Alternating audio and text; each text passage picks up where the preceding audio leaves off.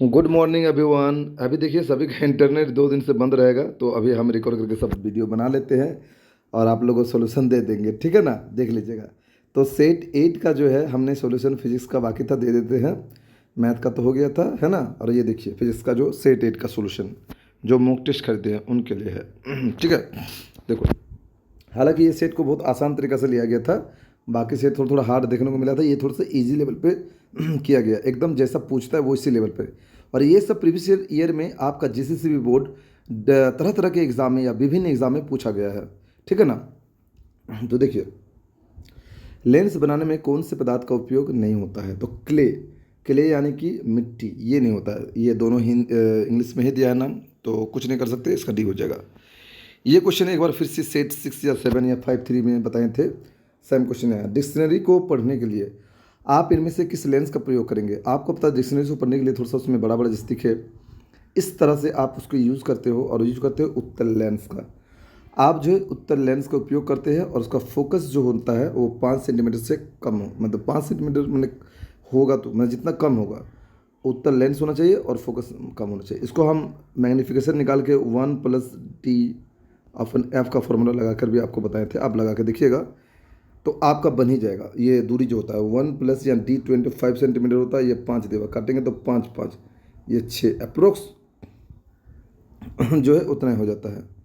Sorry, F/D होता है ना, F/D है ना नहीं नहीं, D/F होता है, ठीक है। इसको देख लीजिएगा, ठीक है, फॉर्मूला को। तो इस प्रकार ये आपका सी हो जाएगा, राइट। ये देखो डायरेक्टली क्वेश्चन है, लेंस सूत्र है। लेंस सूत्र क्या है, ये वाला हो जाएगा 1/V - 1/U = 1/F होता है लेंस। और मिरर में ये होता है, मिरर में, ठीक। देखो ये आसान क्वेश्चन है, इसको आंसर देख भी लेगा तो कोई फर्क नहीं पड़ता है, आसान है। सेट 7 में भी ये बताया गया था कि सामान्य व्यक्ति के लिए स्पष्ट दूरी न्यूनतम कितनी होती है, तो 25 सेंटीमीटर। दो तो होता है, एक होता है 25 सेंटीमीटर, सॉरी यहाँ पे मीटर में है बाबू, मिस्टेक मार दिए थे, सी होगा 25 सेंटीमीटर होगा, ठीक है। तो यहाँ पे देखो, एक होता है 25 सेंटीमीटर, एक सेंटीमीटर होता है, एक होता है अनंत। दूर के लिए अनंत, और सामने की जो न्यूनतम बिंदु होती है न्यूनतम के लिए, और मैक्सिमम इतना एक आदमी देख सकता है, अनंत तक एक आदमी देख सकता है। भले आप नहीं देख पाओ, हम नहीं देख पाए, लेकिन ऐसा पॉसिबिलिटी माना जाता है कि कोई व्यक्ति अनंत तक देख सकता है। तो दो कंडीशंस हो सकते हैं, ठीक है।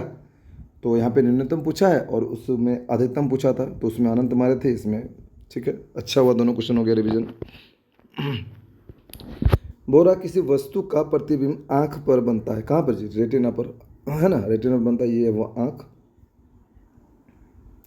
और यहाँ पे लेंस, यहाँ पे लाइट रे जाती है और यहाँ पे जगह मिलती है और रेटिना पे बनती है, ठीक है। गाड़ी में लगा दर्पण आवर्धन कितना होता है, तो 1 से कम। आप बोलेंगे सर याद करना लिखा दे रहे, नहीं, मैग्नीफिकेशन जो होता है 1 से कम ही होता है। कैसे होता है आइए समझ लीजिए, कैसे होता है जरा ध्यान से समझ लीजिए।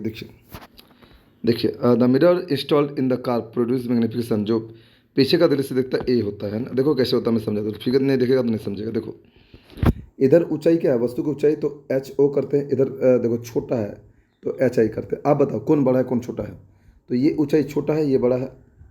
तो अगर हम निकालने जाएँ कि इमेज डिस्टेंस क्या होगा, तो ये किससे, वस्तु के डिस्टेंस से छोटा है, तो लेस देन HO, है ना जी। अब इसको इधर लेकर आओ, तो HI/HO लेस देन 1 हो जाएगा, ऑब्वियसली हो गया, इधर जाएगा तो वहाँ 1 बचेगा।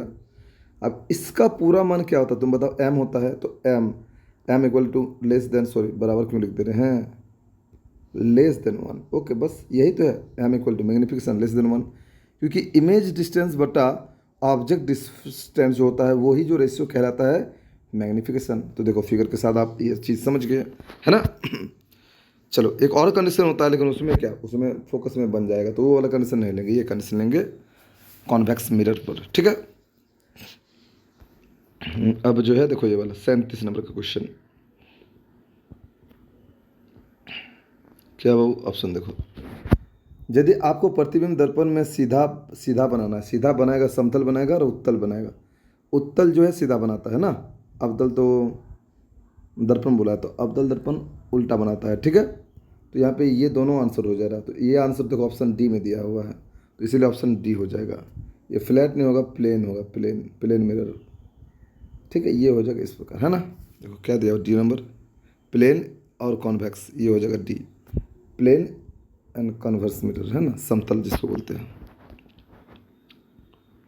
ये देखो ये आसान क्वेश्चन था, ये हम जब पढ़ाए थे थ्योरी में, ये पढ़ा हुआ है।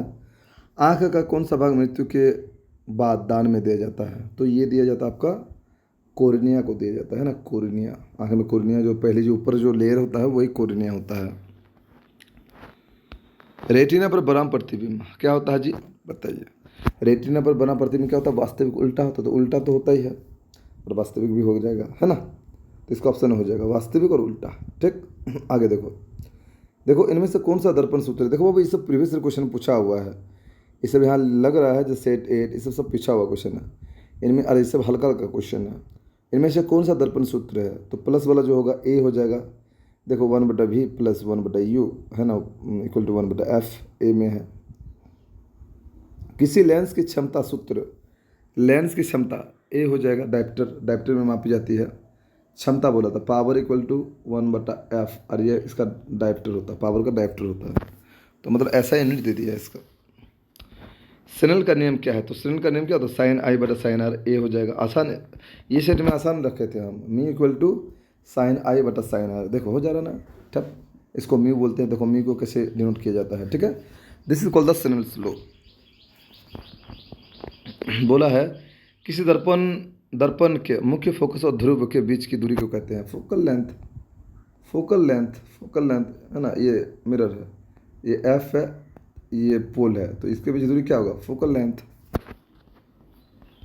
फोकसांतर, फोकल लेंथ, ए हो जाएगा। किसी लेंस की हाँ, किसी लेंस की क्षमता होती है, किसी लेंस की क्षमता होती है the power of a lens, अभी बताएं। P इक्वल टू 1/f, ये f मीटर में होगा तब, नहीं तो f बराबर 100/f भी होता है जब सेंटीमीटर में f रहेगा तब, ठीक है।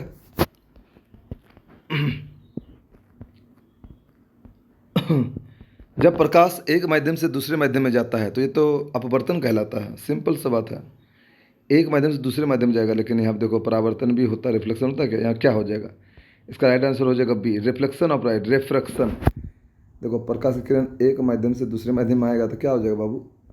ये थोड़ा सा मुड़ जाती है ना, मुड़ जाती थी, ये रिफ्लेक्ट नहीं होगा लेकिन मुड़ जाएगी, तो बी हो जाएगी, है ना। रिफ्रैक्शन यानी मुड़ने की घटना रिफ्लेक्शन कहलाएगा, ठीक है।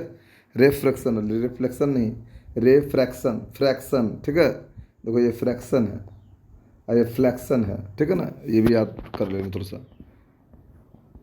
ये देखो विद्युत धारा का मापक क्या है? एम्पियर हो जाएगा, एम्पियर, ए फॉर एम्पियर, है ना।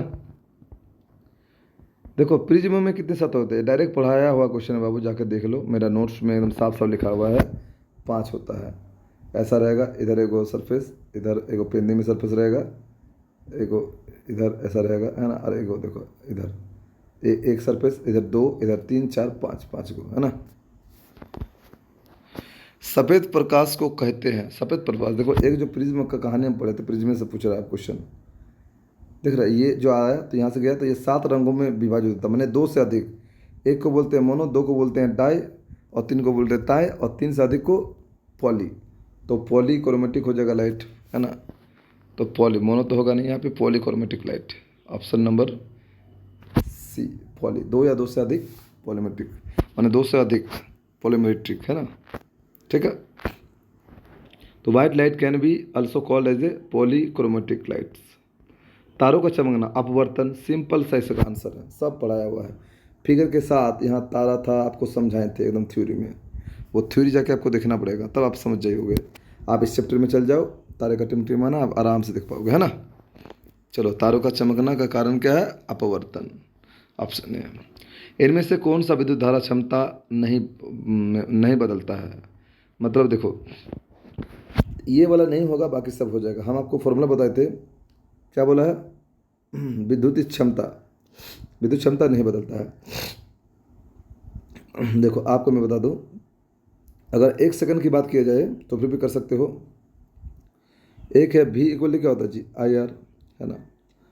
और जो क्षमता होती है, ऊर्जा होती है, एनर्जी होती है, वो क्या होती है? H equal to I square R T, है ना जी। और पी होता है V बटा आई, है ना, V बटा आई। तो ये जो है यही क्षमता है, इस क्षमता को रखो, यहाँ से भी रखोगे होता है, ये क्षमता को रखो।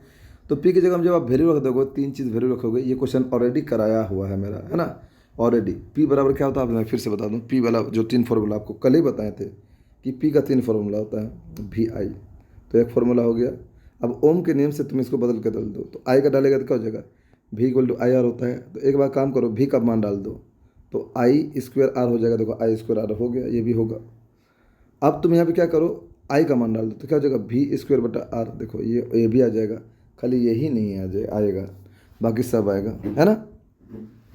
तो ये क्षमता पावर, ये क्षमता है, पावर है ये, ठीक है। देखो पावर का एक फॉर्मूला होता है, पावर और एनर्जी में करेगा तो पावर इक्वल टू एनर्जी बटा टाइम होता है। देखो पावर बराबर एनर्जी बटा टाइम होता है। अब कैसे होता है देखो, मैं समझा देता हूँ, देखो समझो कैसे आता है। P equal to energy, energy मैंने ऊर्जा, आई स्क्वायर आर टी होता है। अब नीचे में क्या है, देखो बाबू T है, टी कटा, तो बाबू देखो आई स्क्वायर आर नहीं होता बाबू, होता है। और इसी में जगह हम लगा देंगे तो इसको हम V स्क्वायर बटा आर भी कर सकते हैं, या इसको हम VI भी लिख सकते हैं, है ना। तो यही होता है पावर इक्वल टू एनर्जी, यानी कि ऊर्जा बटे समय। तो इस प्रकार से फॉर्मूला हम निकालते हैं। ये क्वेश्चन है न्यूमेरिकल वाला, इसका तो ए दे दिया हो, कोई देखे आंसर देख भी लें तो कोई फर्क नहीं पड़ता है क्योंकि सॉल्यूशन करवा रहे हैं। वैसे आंसर आप लोग देख ही लिए होंगे जब आप बनाए तो विद्युत बल्ब 220 वोल्ट के जनरेटर से जोड़ा गया है, विद्युत धारा इतना एम्पेयर है, क्षमता क्या होगा, क्षमता पावर है ना, क्षमता मतलब पावर ही बोला है। तो P इक्वल टू क्या होता है, VI और V का मान कितना दिया, 220 वोल्ट गुना ये 0.5, 5 बटा हम 0 कर सकते हैं, ये कटा 110 वाट, क्योंकि पावर का वाट होता है ना। देखो आंसर भी है और सब लिख के रखे हैं आप लोगों के लिए, ताकि आप लोगों को समझ में आ जाए, दिक्कत ना हो। अभी इंटरनेट बंद है तो पूरा वीडियो मिलेगा बाबू। फिर से वही क्वेश्चन नहीं, देखो क्वेश्चन को फंसाया कैसे है, ये क्वेश्चन हम लोग को सब पूछ रहा था कि ये क्वेश्चन में आप कैसे बोल रहे हैं गलत है, हम लोग नहीं, आप लोग गलत हैं। ओम के नियम के अनुसार कौन सही है, तो V equal to I R, ये तो ओम का नियम कहता है। ओम का नियम ये भी बोलता है ये होता है, लेकिन ओम का नियम नहीं कहता कि ये होता है। तो यहाँ पे ऑप्शन डी हो जाएगा। क्यों, क्योंकि देखो बाबू मोर देन वन, यहाँ पे ऑल ऑफ देम नहीं बोला, ऑल ऑफ देम होता तो गलत होता, क्योंकि सी नहीं है, ए और बी है, मतलब एक से अधिक तो है ना भाई।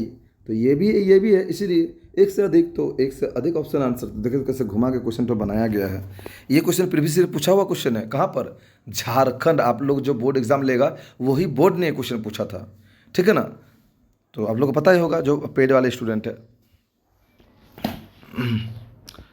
अब ये वाला तो देखो कोई आसान क्वेश्चन है कि जब कई प्रतिरोधकों को श्रेणी में जोड़ते हैं, सबको जोड़ देंगे, ऑप्शन ए हो जाएगा answer, R1 plus R2 plus R3, है ना, बस जोड़ दो, काम खत्म।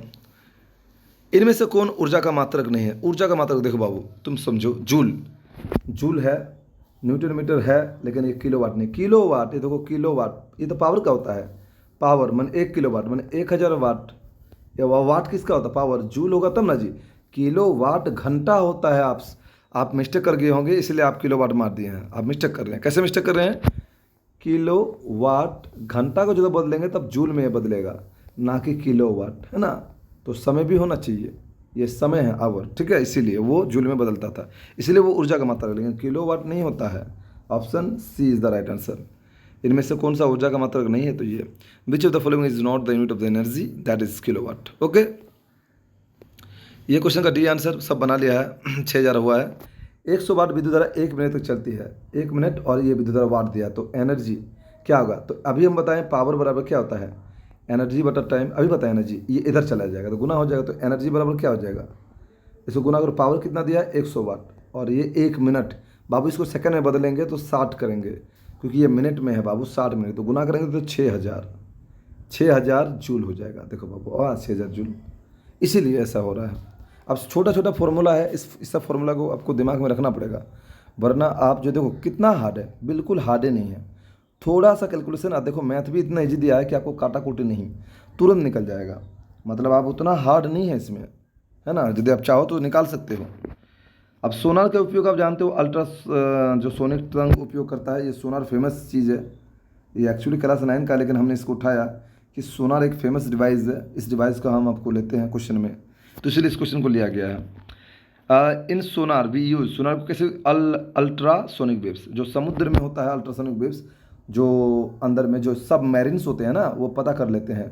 जैसे पनडुब्बी होता है ना, पनडुब्बी, जैसे हम लोग का एक चिड़िया का नाम भी पनडुब्बी हम लोग बोलते हैं, वो लोग पानी के अंदर डूब के अल्ट्रा वायलेट रेस जो लोग पता कर लेता है, सोनिक साउंड से पता कर लेता है कि कौन है उधर आइटम खाने के लिए, तो उसे वो खाना मिल जाता है। इस प्रकार जो है शार्क जो तो है वो भी अल्ट्रासोनिक का प्रयोग करते हैं, है ना। देखिएगा आप, डॉल्फिन जो होते हैं वो उछलते हैं अल्ट्रासोनिक वेव्स के कारण ही, ठीक है।